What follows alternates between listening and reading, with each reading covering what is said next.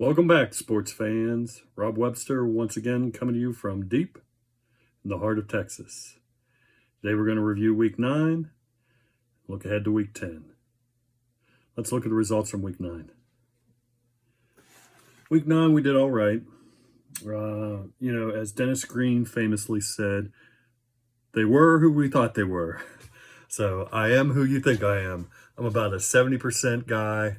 I'm going to get about 70% of my picks right. So you follow me, you'll see about 70%. I'm falling into that range. So at quarterback, I like Herbert, Heineke, and Smith. Herbert and Heineke are pushes. Smith was a win. He had a good game. Running back, Eckler, Jones, and Etienne. Eckler and Etienne were wins. Jones was a fail. He got injured. Never really was able to get it started in that game. So that was a difficult game for Green Bay. Receiver, Jefferson, McLaurin, and Olave. Jefferson and Olave were wins. McLaurin was just a push. And then at tight end, Pitts, Goddard, and Everett. Pitts was a loss. Goddard was a win. Everett was a push. Who was I to steer clear of? At quarterback, I said Goff and Wilson. They just did mediocre. Both pushes there. Jonathan Taylor, Devin Singletary. Those are both wins. DJ Moore, Paris Campbell receiver. Both wins. Mike Gesicki at tight end a win. And TJ Hawkinson did much better than I anticipated. So he fit right in. Kirk Cousins was looking for him. Plug him into that, into your team if you got him, because his value just went way up. And so that gives us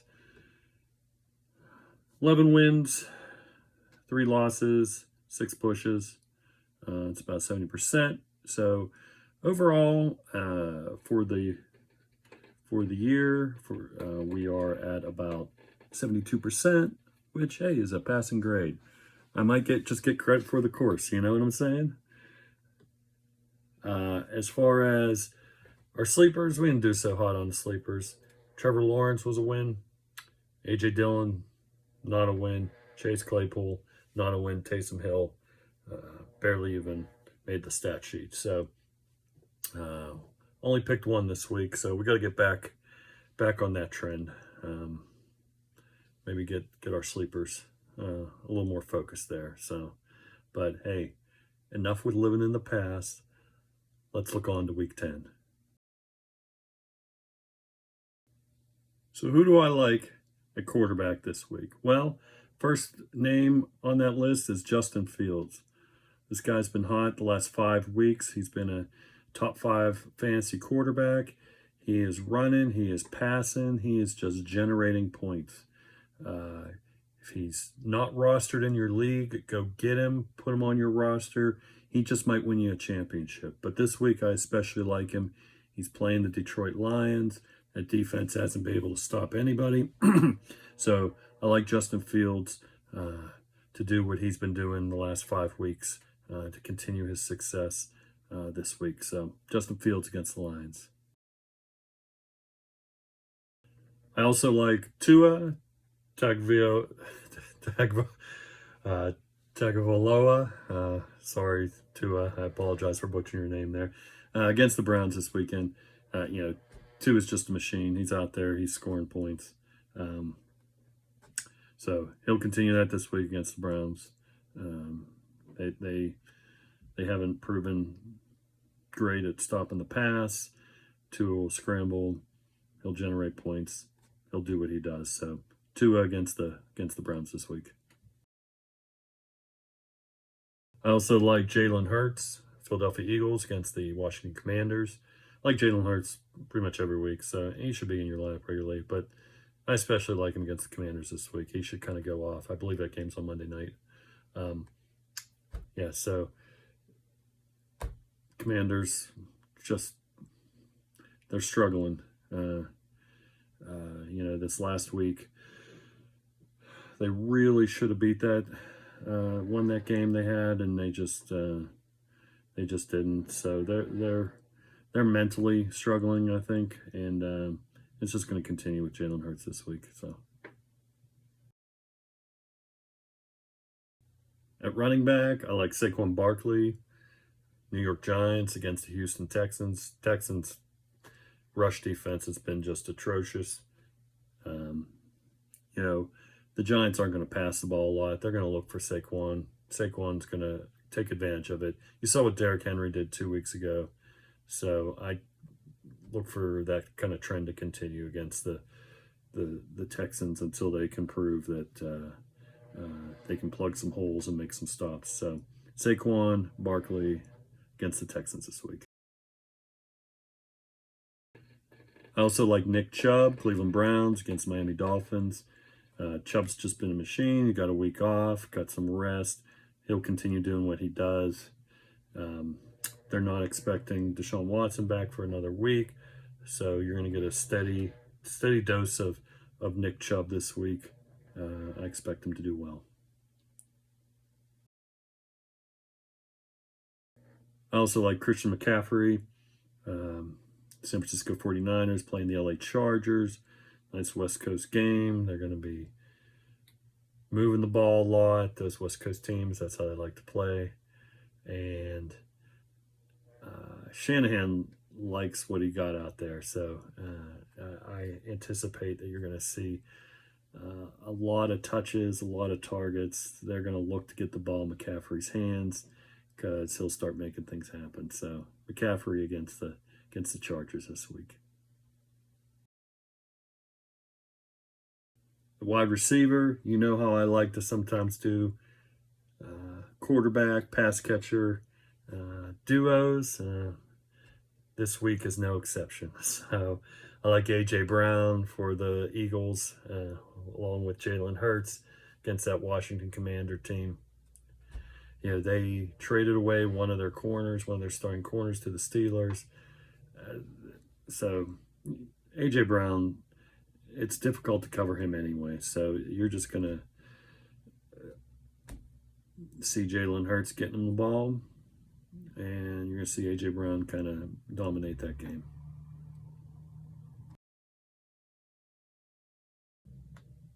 I also like Christian Kirk, Jacksonville Jaguars against Kansas City Chiefs.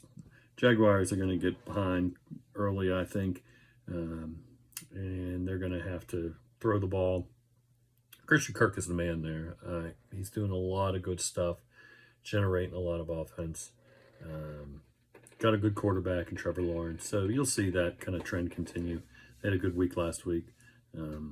So I look for Christian Kirk to do well this week. My third wide receiver, once again, that Rob Webster trend. Quarterback, pass catcher, I like Tyreek Hill. He's playing the Cleveland Browns this week. Just like A.J. Brown, Tyreek Hill is tough to cover. You can only contain him. He's going to score some points. But I like him to score a little more than usual this week. They'll just be looking for him early and often. So look for Tyreek Hill to do well this week. That takes us to tight end. And in classic Rob Webster fashion, once again, someone who was on my don't steer clear of list made my who I like list this week, and that's TJ Hawkinson. I knew he would step into this offense and see volume. I just didn't know it'd be that fast. So he stepped in there. Cousins was finding him. Cousins will continue to find him. He's going to take some of the heat off of Jefferson. I think they're both going to benefit from this, and even Cousins. Cousins is a quarterback, too, that has a high floor, and he'll continue to have that high floor. But Hawkinson will get you the points this week. He's playing Buffalo, so I think Minnesota will kind of struggle with that game. But Buffalo has not done a great job of covering the tight end, and so I think that's where you're going to see Minnesota be able to have some success. I also like David Njoku, Cleveland Browns against Miami Dolphins. You know, he and Nick Chubb, they're going to be the offense there. To keep up with that high-flying Miami team, you got to be moving the ball. And Jacoby Brissett has shown that he likes David Njoku. He's going to look for him. You know, between Njoku, Amari Cooper, and Nick Chubb, they're going to see some points. They're going to at least see a lot of looks, touches, targets. Hopefully, turn those into points. The Miami defense has not been good this year, so I see those three skill players as doing it well, but especially David Njoku this year. I also like Tyler Higbee. LA Rams against the Arizona Cardinals this week. That Rams offense, they're real suspect. They're difficult to watch because they have such talent there with Stafford and Kupp and even Allen Robinson. Allen Robinson looks completely lost. But that game against Tampa Bay last week, it was like they were just learning the game of football or something. But they're going to pick it up. They're playing a familiar division opponent. They'll come in with some confidence. So you'll see Matt Stafford try to find Tyler Higbee. Arizona has had a difficult time covering the tight end, so I think that trend will continue. That takes us, who would I steer clear of? Well, at quarterback, I'd steer clear of a Davis Mills, Houston Texans against New York Giants. That Giant defense has been surprisingly good this year. And Davis Mills, while he's a serviceable quarterback, he's not a great quarterback. I just think he'll struggle. That Giants defense will find a way to shut him down. He's just not going to get a lot of points. Who's going to win that game? Only time will tell. But the fantasy points that are available to Davis Mills are very minimal. I'd also steer clear of Russell Wilson this week. Denver Broncos against the Tennessee Titans. Tennessee looked pretty solid against the Chiefs last week. That game went to overtime, and Tennessee couldn't even pass the ball. They limited their passing, obviously, but that defense really shook up Patrick Mahomes and a very talented offense. And Denver is kind of on the opposite end of that. They are just kind of lost, and so I see Mike Vrabel getting that defense ready, playing a good game, and shutting down Russ. Until he kind of figures it out, I would maybe steer clear of him every week, but especially this week.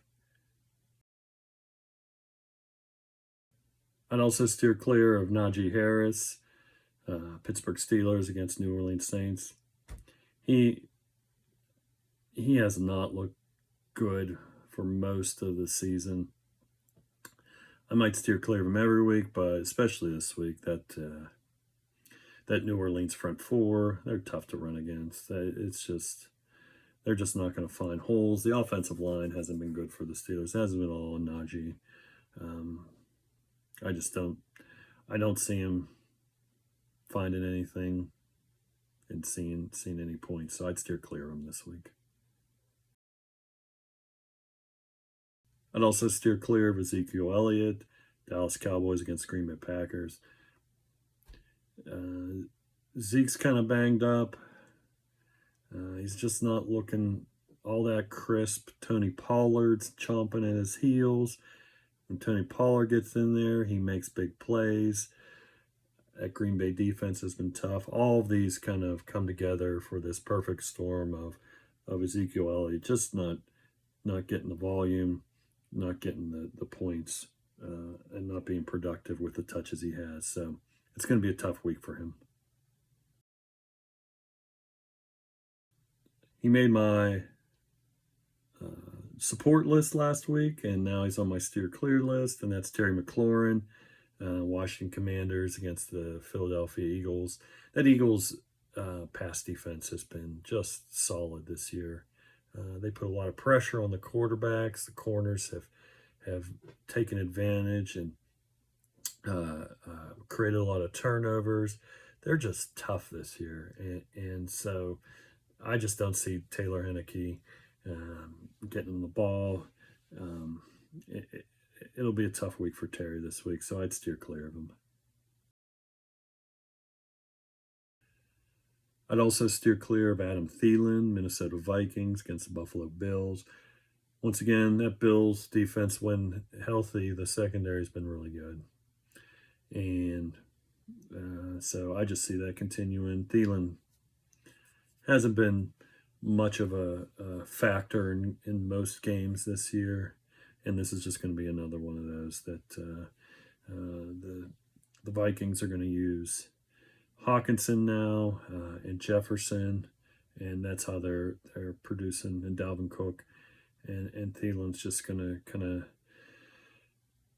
kind of be a non-factor from here on out. He might get the occasional decent game, but this is not going to be one of those. So steer clear of him this week. I'd also steer clear of Pat Freiermuth, tight end, Pittsburgh Steelers against the New Orleans Saints. That game's a wild card, but you hope the Steelers come off a bye week and are ready to play and maybe moving the ball. But I haven't seen it in the first 8 games, so I don't know why. I don't know why I would anticipate it would start this week against the Saints. So I put Pat Freiermuth. If anything, to the Steelers, they're going to have their hands full with that front four. So to create time for Pickett to get the ball downfield, they're going to have some mass protect blocking schemes in there, which brings the tight end back in. So it's going to be a tough week overall there. So I'd steer clear Pat Freiermuth. Finally, I'd steer clear Robert Tonyan, Green Bay Packers against Dallas Cowboys. It's been a tough year for the Green Bay Packers. Aaron Rodgers is trying his best. He's got no reliable targets. Aaron Jones looks like he's injured. That Dallas defense has just been solid this year, and they're going to continue that against the Packers. They're going to make Favre have a very long day. So I just don't see Tonyan generating a lot of points. He may get some looks. They may be down early. They might try to control the game. Their best game plan there is to try to control the clock, run the ball, rely on their defense to keep that Dallas offense contained. So I just don't see Tonyan getting the looks and the volume this week. That takes us to my sleepers. Well, let's get back on track with my sleepers. Last week we went 1 for 4. The first 7 weeks we went 50% every week. Week 8 didn't do so well. Week 9 we came back, first 6 weeks. 7th week we didn't. 8th week we did. 9th week we didn't. Let's get back on track here. Week 10, let's get a couple winners out there. So first sleeper, Jacoby Brissett. That Miami defense has just given up a lot of points to a lot of people this year. And Jacoby Brissett, he's kind of realizing that this is his swan song here for the season with Deshaun Watson coming back. And so he may go all out. He may not, but I think that's what makes him a sleeper. I think he's got a decent amount of potential to really score some points. It's the ripe opponent, a good situation for him. He's got the talent around him, so we'll see what he does. But I like him as a sleeper this week. At running back, I like Devin Singletary as a sleeper. You've heard me talk about Devin Singletary before. In games that should be blowouts, he doesn't do well. In tight games, he usually does well. And I think this is going to be one of those tight games. They're playing a one-loss Minnesota team who's got the second best record in the division or in the conference, even in the league. And so this is one of those tight games. And in those tight games, especially if you're looking at Josh Allen, maybe having a hurt arm, I don't know. diagnosis as of making this video is not quite out on him yet, but they may want to play it safe, use a lot of Devin Singletary, so he could see a decent amount of volume and do well. So I like him as a sleeper this week. At wide receiver, George Pickens for the Pittsburgh Steelers against New Orleans Saints.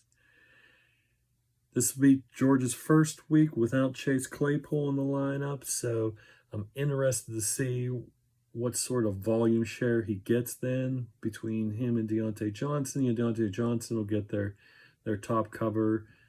So you might see a good game from Pickens. And once again, this is why he's a sleeper. I'm not saying I like him. I'm saying there's a lot of potential there. If he and Pickett had a couple weeks of practice here, Pickett feels comfortable with him. He sees him a lot. He could get a lot of looks, a lot of targets. Hopefully, turn those into some points and some yards. So, George Pickens against the Saints this week. Finally, at tight end, I like Cole Kmet. I'm jumping on this Justin Fields train, man. He has been so good the last 5 weeks, and I just see that continuing. He's got targets now. He's got Mooney. He's got Claypool. He's going to be looking for Kmet. That Detroit defense has struggled against the tight end, against wideouts, against running backs, against everybody. And Fields is going to make him pay because he's playing with a lot of confidence, and that trumps all. So he's been looking good. He's going to find his tight end, I think. And so I like the boom potential there of Cole Kmet this week.